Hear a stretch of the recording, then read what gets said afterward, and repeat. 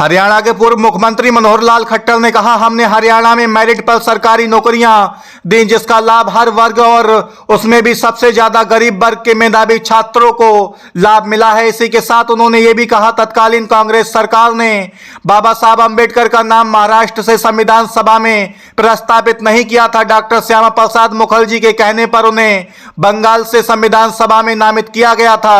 जरा सुनिए क्या कुछ कहा है हरियाणा के पूर्व मुख्यमंत्री मनोहर लाल खट्टर ने। हमने अंत्योदय की इस गाथा को आगे बढ़ाते हुए रोजगार के नाते से भी मिशन मेरिट रख करके सरकारी नौकरियां हमने मेरिट पर देनी शुरू की। और मुझे पता है कि हो सकता पढ़ाई लिखाई में हमारे बच्चे कमजोर रहे हों, लेकिन जो होशियार बच्चे भी थे उनको भी पूर्व की सरकारों के समय उनकी दबंगई इतनी चलती थी कि उनको मेरिट होते हुए भी कोई लाइन में लगने नहीं देता था। उनके पेपर रद्द कर देना, उनको बाहर कर देना, इंटरव्यू में बाहर कर देना, और बिना परीक्षा के इंटरव्यू लेकर के भर्ती करने का भी पिछली सरकारों का एक अभ्यास रहा है। हमने कहा नहीं, हम पढ़ाएंगे भी, योग्यता भी खड़ी करेंगे और योग्यता को जिसका अधिकार बनता है उसको नौकरियां देंगे।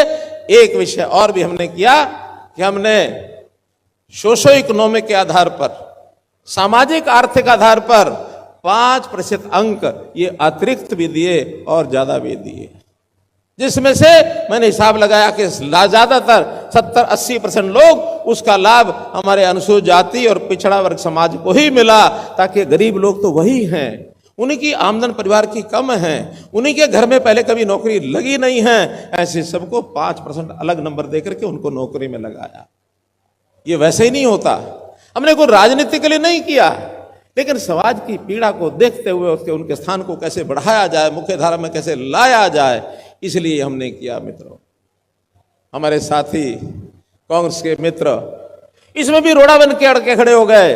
उन्होंने भर्ती रोको गैंग खड़ा कर दिया कि यूं अगर चलता रहा तो फिर जो दूसरे लोग बच्चे उनके नौकरी लगते रहेंगे, हमारे नेताओं के बच्चे, हमारे अधिकारियों के बच्चे, आप उस समय से पहले नौकरी उठा के देख लो, चाहे HCS की हो, चाहे क्लास 1 के अन्य अधिकारियों की हो, क्लास 2 की हो, इन नेताओं के और उनके कर्मचारियों के, अधिकारियों के बच्चे, लाइन लगी पड़ी है उनके बच्चों की जो नौकरियां लगे हैं। क्या सबसे मेरिट पर वो थे और आ नहीं सकते क्या? मेरिट पर सब घरों से है। हमने जब HCS का पहली बार परिणाम निकाला, एक रिक्शा पुलर का बच्चा HCS बन के आ गया, एक खेत में मजदूरी करने वाला का बच्चा वो पटवारी बन के आ गया, वो तहसीलदार बन के आ गया, जिनको उम्मीद ही नहीं होती है। मित्रों, एक मेरिट पर अगर हमने किया है तो इसमें सबसे ज्यादा अगर लाभान्वित हुआ है तो ये हमारा गरीब समाज का परिवार हुआ है।